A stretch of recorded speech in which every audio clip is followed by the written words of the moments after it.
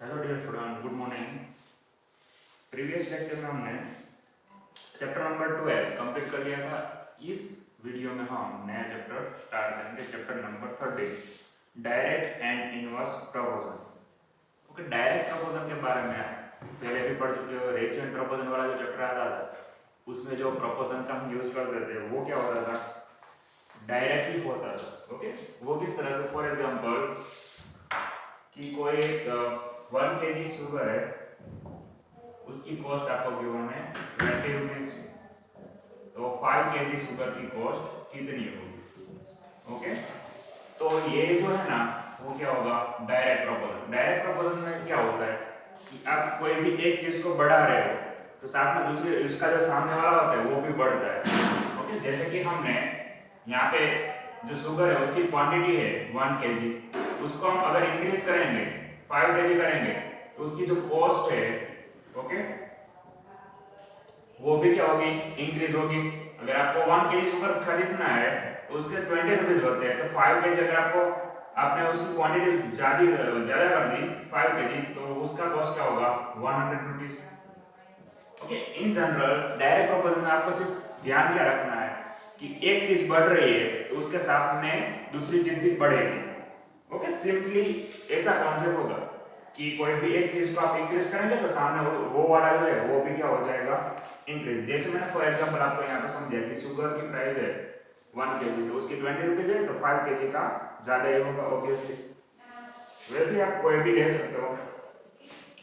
अभी यहाँ पे दो मेथड है, एक तो है जो हम यूज करते हैं हर जगह पे, क्रॉस मल्टीप्लिकेशन वाली, और बुक में आपको यहाँ पे अलग मेथड दी हुई है।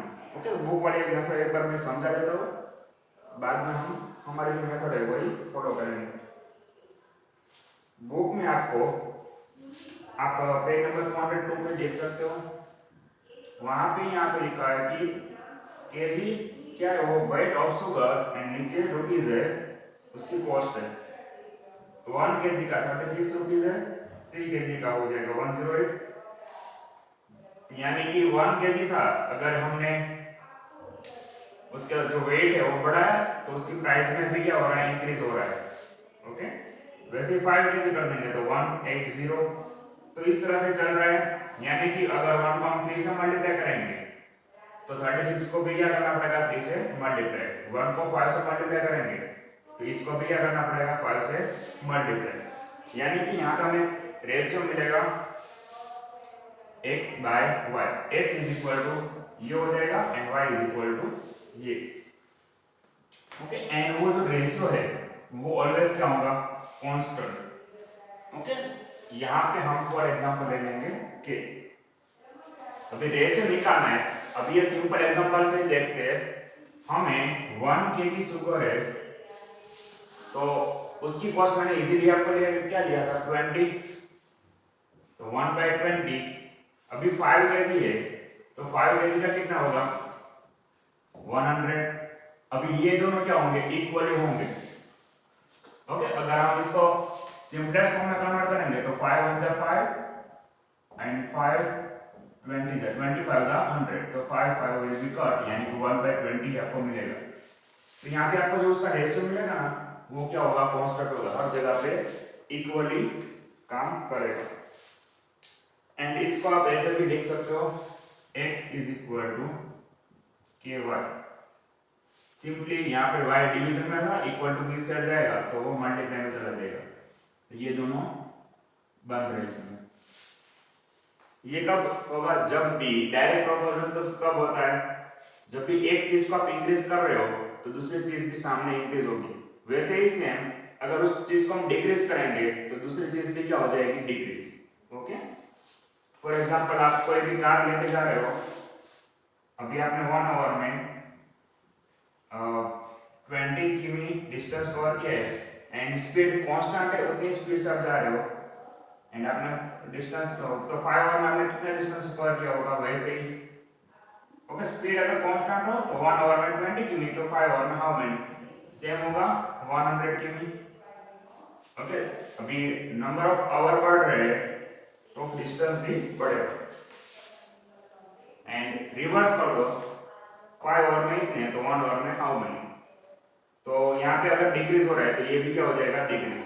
ओके, तो इस तरह से वर्क करेगा। अभी यहाँ पे एग्जांपल लेके हम समझते हैं। Example number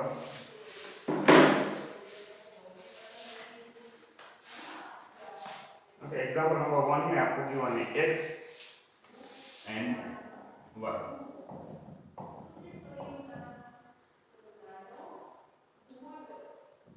x is equal to 2, तो y2 is equal to question mark है, y2 में निकालना है 4, y3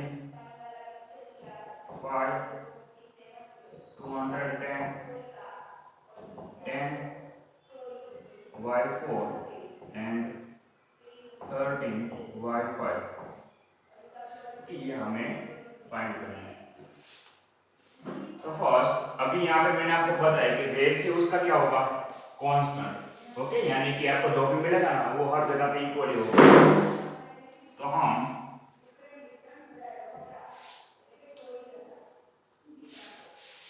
x बाय y है उसकी जगह पे क्या लेते हैं, फर्स्ट y2 से स्टार्ट करते हैं। 2 by y2 is equal to 5 by 210। Okay, simply मैंने इसको इसके साथ कंपेयर किया क्योंकि यहाँ पे जो है वो दोनों वैल्यू हमें गिवन है। 5 के इक्वल टू क्या हो रहा है, 5 का सामने रेशियो में आ रहा है 210। तो इसको हम कंपेयर कर सकते हैं। यहाँ पे जितने भी नंबर लिखे वो सभी उसका जो रेशियो आएगा वो इक्वल ही होगा। 210 इससे चला जाएगा एंड 5y2।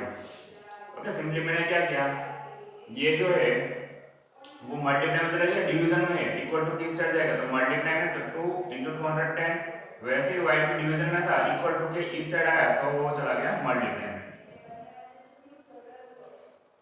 मल्टीप्लाई अभी करना है तो कर दो, अदरवाइज चलेगा डायरेक्ट भी आप कर सकते हो। 210 2 × 210 डिवाइड बाय 5 y2। अभी 5 को 210 के साथ काट कर दो, 5 4 20 एंड 5 2 10, यानी आपको आंसर मिलेगा 84। y2 is equal to. Okay, इस तरह से आप फाइंड कर सकते हो। ओके, ये मेथड नंबर 1 है जो आपकी बुक की मेथड है वो। ओके, बुक में इसी मेथड से आपको सभी सम सॉल्व करके गिवन।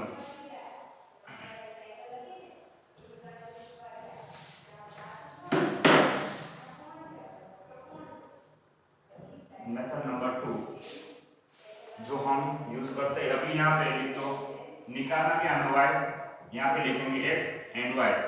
जो कंपेयरिंग क्वांटिटीज में हम करते हैं ना वैसा ही करना है। अभी x is equal to given है 5 and y is equal to given है 210। तो x इज इक्वल टू 2 है तो उसके सामने y2 क्या होगा कि यहाँ पे क्वेश्चन मार्क। तो सिर्फ क्या करना है, क्रॉस मल्टीप्लिकेशन 2 × 210 डिवाइड बाय 5, यानी कि डायरेक्टली आप कहां पहुंच गए, ये वाले स्टेप पे। ओके, अभी डायरेक्ट कट कर दो, ये 42 हो जाएगा एंड 42 दूसरा हो जाएगा 84। तो ये आपका आंसर बन जाएगा। ओके, अभी जरूरी नहीं है कि आपको कंपलसरी इसी मेथड से करना है, एंड जो भी स्टूडेंट को ये वाली मेथड इजी लग रही है तो वो इस मेथड से सोल्व करो, अदरवाइज ये मेथड से सोल्व करना हर जगह पे तो भी चलेगा। एंड ये कंपेयरिंग क्वांटिटीज वाला आपने ऑलरेडी आगे भी पढ़ा होगा। तो सेम बाकी सभी में भी आप कर सकते हो। अभी ये जो एग्जांपल नंबर 1 है उसमें y3 भी आपको निकालना है, तो सेम क्या करना है, 5 = 210 तो 4 = question mark. Simply cross multiply कर दो, 42 4 जा हो जाएगा 168। तो वैसे y4 फाइंड करना है, y5 वो सभी आपको निकाल लेना है। ओके, एंड बाकी जितने भी एग्जांपल है वो भी इजी है तो सॉल्व कर लेना, एंड जिसमें भी डाउट लगे तो नेक्स्ट सेशन में मुझे बता देना।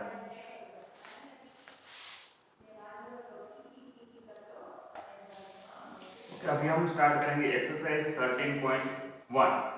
ओके, 13.1 में फर्स्ट सम में गिवन है, followings are the car parking charge near a railway station up to. एक रेलवे स्टेशन है उसके पास कार पार्किंग के चार्ज हमें गिवन है कि यहाँ पे कार आप पार्क कर रहे हो कितने आवर के लिए, तो उसका जो प्राइस है वो कितना है, ओके, कॉस्ट कितनी लगेगी। 4 आवर के लिए 60 रुपीज़ है, 8 आवर के लिए अगर आपको कार पार्क करनी है तो उसके गिवन है 100, वैसे सभी को गिवन है check if the car parking charge are in direct proportion to the parking time. अभी हमें चेक करना है कि जो कार पार्किंग का चार्ज है वो डायरेक्ट प्रोपोर्शन में है या नहीं है। ओके, अभी मैंने आपको बताया था कि दोनों इंक्रीज हो तो वो डायरेक्ट प्रोपोर्शन में हो जाएगा, एक बढ़ेगा दूसरा भी बढ़ेगा। पर मैंने ये भी आपको बताया था कि उसका जो रेशियो होता है x by y is equal to k, यानी कि ये कांस्टेंट रहेगा। इन दोनों का जो भी आपको रेशियो मिलेगा वो कांस्टेंट रहेगा, यानी वो इक्वली बढ़ेंगे। ओके, फॉर एग्जांपल इसमें अगर आप 5 ऐड करेंगे तो नीचे भी ये 5 ऐड हो जाएगा। ओके, ऊपर आप 10 से मल्टीप्लाई करेंगे तो नीचे भी वो 10 से मल्टीप्लाई हो जाएगा। ओके, यानी इक्वली दोनों इंक्रीज होंगे, जितना ऊपर इंक्रीज हो रहा है उतना ही नीचे इंक्रीज होगा। अभी यहाँ पे थोड़ा इंक्रीज हो रहा है, यहाँ पे उससे कम इंक्रीज होगा, दोनों इंक्रीज हो रहे हैं तो डायरेक्ट प्रोपोर्शन में हम नहीं कह सकते। डायरेक्ट प्रोपोर्शन में कब होगा? फॉर एग्जांपल यहाँ पे अगर ये 10 इंक्रीज हो रहा है तो नीचे वाला भी है वो भी क्या होना चाहिए? 10 ही इंक्रीज होना चाहिए। अगर वहां पे 20 इंक्रीज हो रहा है एंड ओके, अभी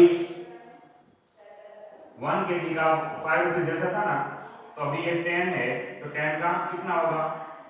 50, यानी कि वो अभी 1 को हमने क्या किया? 10 से मल्टीप्लाई किया, तो 5 को भी क्या करना पड़ेगा? 10 से मल्टीप्लाई करना पड़ेगा। अभी हम 5 यहाँ पे आपको 50 की जगह पे 25 क्यों हो, तो ये डायरेक्ट प्रोपोर्शन में हम नहीं कह सकते। ओके, क्योंकि उसका जो रेशियो है वो कांस्टेंट नहीं है। फॉर एग्जांपल अभी 5 बाय 25 करेंगे, सिंपलीफिकेशन करेंगे तो हमें मिलेगा 1/5, तो 1/5 मिल रहा है एंड इसका रेशियो क्या था? 1/10, यानी दोनों इक्वल नहीं हो रहे। ओके, तो उसको हम डायरेक्ट प्रोपोर्शन नहीं कह सकते। डायरेक्ट प्रोपोर्शन में आपको देखना है कि उन दोनों का अगर रेशियो सेम है तभी वो डायरेक्ट प्रोपोर्शन में होंगे। तो जो फर्स्ट हमारा गिवन है वही हमको यही है कि वो डायरेक्ट प्रोपोर्शन में है या नहीं, वो हमें चेक करना है। तो फर्स्ट हम यहाँ पे 4 आवर का एवर देख लेते हैं। 4 आवर का 60 रुपीज है, तो इसका हो रहा है 4/60, 4 1 जा 4 and 15 4 जा 60, 4 will be cut। इसका रेशियो में मिल रहा है 1/15। अगर हर जगह पे 1/15 आपको रेशियो मिलेगा तो ये डायरेक्ट प्रोपोर्शन में है, अदरवाइज नहीं। सेकेंड हमें गिवन है 8 आवर 100 रुपीज। ओके, सिंपली दिख रहा है अभी ये 4 है, 4 को हमने 2 से मल्टीप्लाई किया तो 60 को भी 2 से मल्टीप्लाई करना पड़ेगा, यानी 120 अगर यहाँ पे आता तो डायरेक्ट प्रोपोर्शन में होता, पर यहाँ पे 100 है यानी कि वो ऑब्वियसली नहीं होगा। तो 8/100 लेते हैं तो यहाँ पे हमें ये मिलेगा 4 2 8 एंड 25 4 जा 100, 4 4 cut,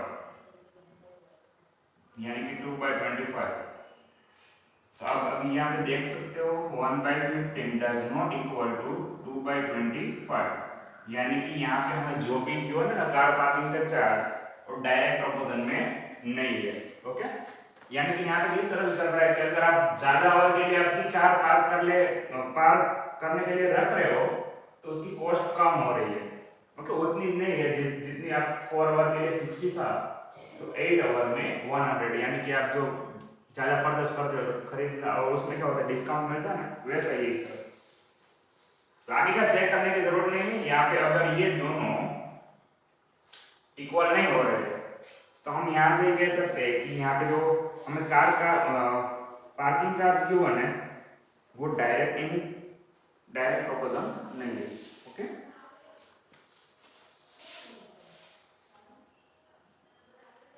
second, a mixture of paint is prepared by mixing 1 part of red pigment with 8 part of base। In the following table, find the part of base that need to be added. अभी यहाँ पे आपको given है mixture given है किसका paint का, उसमें one pigment red है, वन रेड पिगमेंट डाला हुआ है एंड 8 पार्ट ऑफ बेस है, यानी कि आप पार्ट ऑफ बेस ले रहे हैं 8 तो उसके सामने 1 आपको क्या डालना है, part of red pigment. Already आपको टेबल के फॉर्म में गिवन है।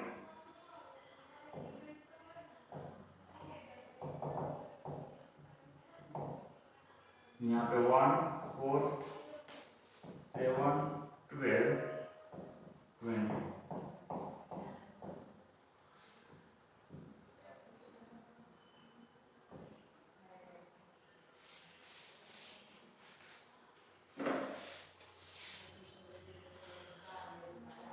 एंड यहाँ पे बेस लिख देते हैं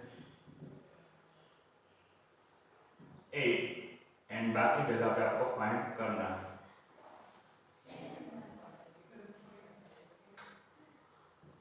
ओके, आपको सिर्फ ये वाला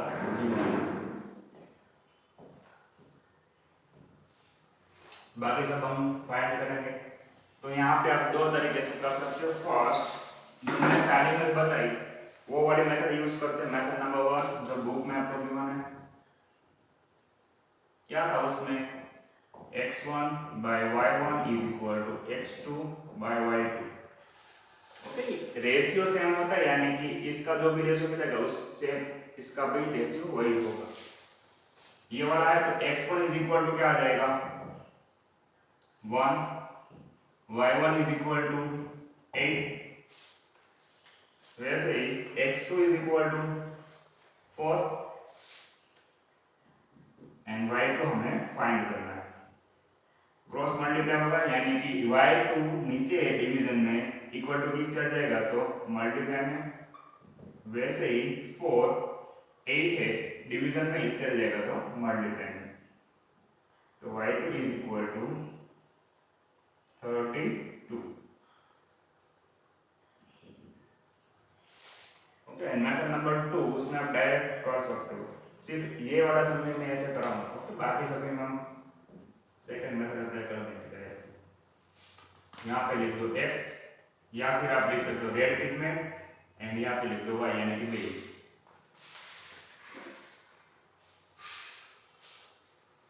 ओके, यहाँ पे लिख देते हैं रेड पिगमेंट एंड यहाँ पे बेस। 1 रेड पिगमेंट है उसके सामने बेस कितना है 8, तो 4 रेड पिगमेंट हो तो बेस कितना होगा, क्रॉस मल्टीप्लिकेशन इन दोनों का हो जाएगा मल्टीप्लाई, 8 4 जा एंड नीचे आ जाएगा 1, 32 आपको आंसर मिलेगा। ओके, सेम मेथड से अभी आपको फाइंड करना, 32 मिल गया। जैसे सेकंड का निकालेंगे अभी,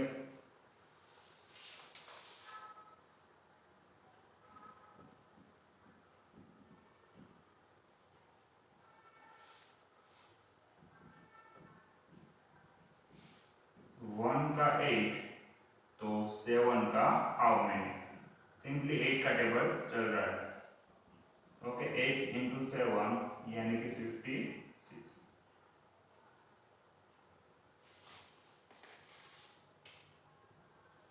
ओके, यहाँ पे क्या आएगा 56, वैसे 12 का आपको फाइंड कर देना है। ओके, सिंपली क्या लिखना है 1 का 8 तो 12 का हाउ मेनी, 12 एग्जैक्ट कितना होता है 96। ओके, आंसर मैं लिख देता हूँ, बाकी आप कर देना वो। यहाँ पे आ जाएगा 96, वैसे ही 1 का 8 है तो 20 का हाउ मेनी, 20 एग्जैक्ट कितना होता है 160।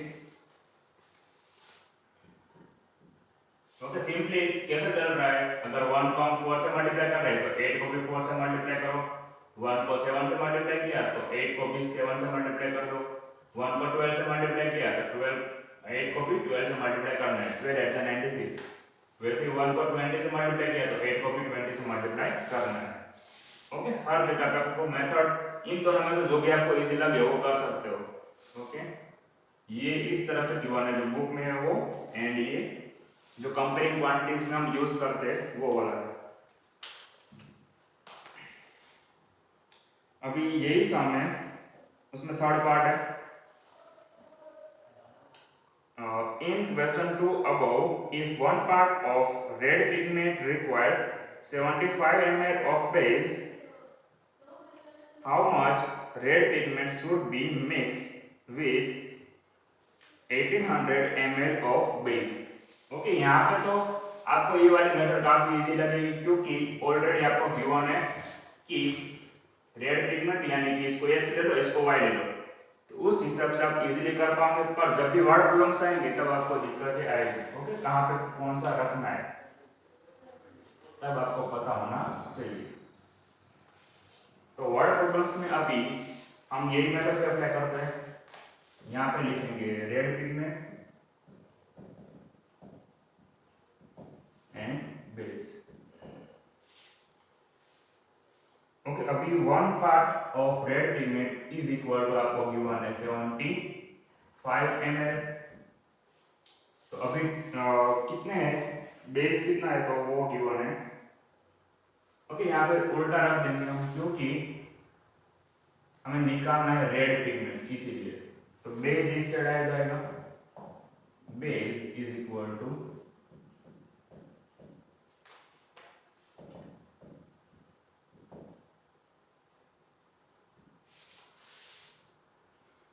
75 ml का अगर बेस है तो उसके सामने 1 रेड पिगमेंट है। तो अभी बेस कितना है, 1800 ml। तो how many red pigment, okay, cross multiply कर देंगे तो हमें यहाँ पे आंसर मिल जाएगा। इन दोनों का मल्टीप्लाई 1 into 1800 डिवाइड बाय 75। 75 से इसको सिंपली डिवाइड कर दो, आपको मिल जाएगा 24। ओके, 24 रेड पिगमेंट आंसर बनेगा। इसमें सिंपली डिवाइड करना है। ओके, 75 को 1800 से, एंड आपको कट करके करना है, तो वैसे भी आप कर सकते हो। अभी यहाँ पे 25 थ्रीजा 75, वैसे ही 600 into 3। ओके, 6 थ्रीजा 80, यानी कि ये हो जाएगा कट। ओके, अभी 25 को 600 से डिवाइड करेंगे तो आपको मिल जाएगा 24। ओके, सिंपली अभी यहाँ पे डायरेक्ट भी आप कर सकते हो। 25 का स्क्वायर सभी को पता है, 25 का स्क्वायर क्या होता है, 625। तो उसमें से 125 सब्ट्रैक्ट कर दो, तो 25 को 24 से मल्टीप्लाई करोगे ना तो आपको मिलेगा 600। ओके, उस तरह से भी आप कर सकते हो। जिसको भी ये समझना है कट करने वाला, तो वो इस तरह से कर सकते हैं। अदरवाइज डायरेक्ट डिवाइड कर दो, डायरेक्ट डिवाइड करोगे तो भी आपको आंसर मिलेगा। ओके, तो थर्ड सम हमारा यहाँ पे हो रहा है कंप्लीट। 25 रेड पिगमेंट आंसर बनेगा। फोर्थ,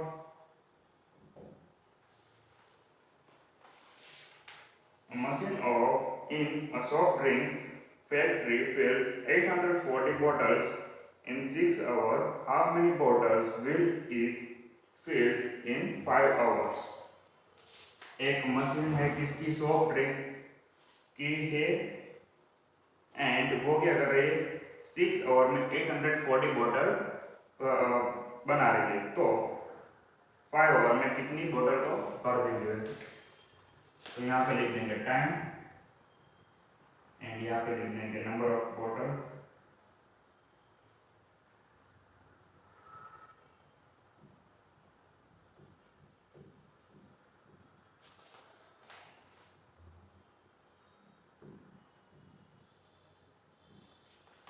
ओके, फर्स्ट हमें क्या गिवन है, 6 आवर में वो 840 बोतल कर रही है। तो अभी 5 आवर का हमें निकालना है, 5 आवर में how many. Okay, cross multiplication, 5 into 840 divide by 6। Okay, 6 के साथ इसको कट कर देंगे तो आपको मिलेगा 6 1 जा 6, 6 4 जा 24।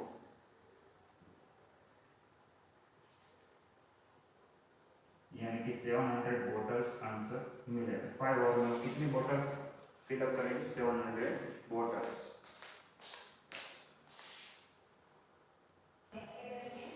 अभी नेक्स्ट है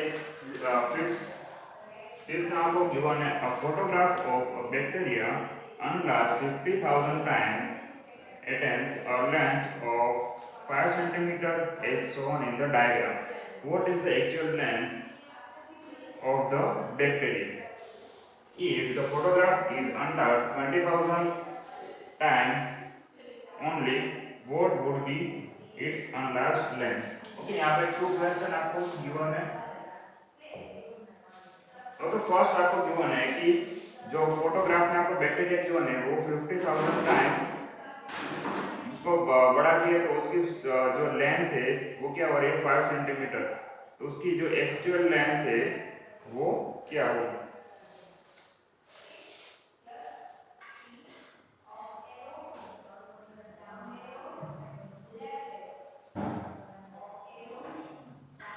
यहाँ पे हम रखते हैं लेंथ एंड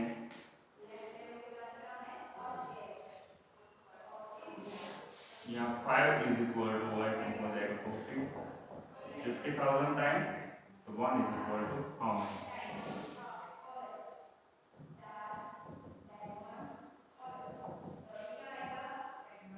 डिवाइड बाय 5।